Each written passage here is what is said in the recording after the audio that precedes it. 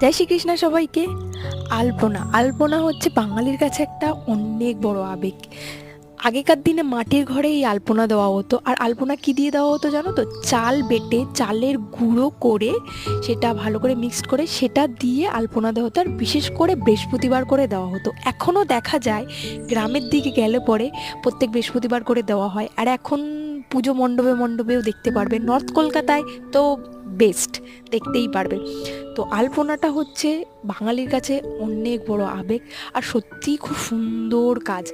আর জানো তো, এই আলপনাটা আমার কাছে খুবই ভালো লাগে। তুলির কাজ করতে খুবই ভালো লাগে। আমার তুলির কাজগুলো প্রত্যেক ভিডিওতে বলে অতটা স্মুথ নয়, তাও যেটুকুনি চেষ্টা করেছি।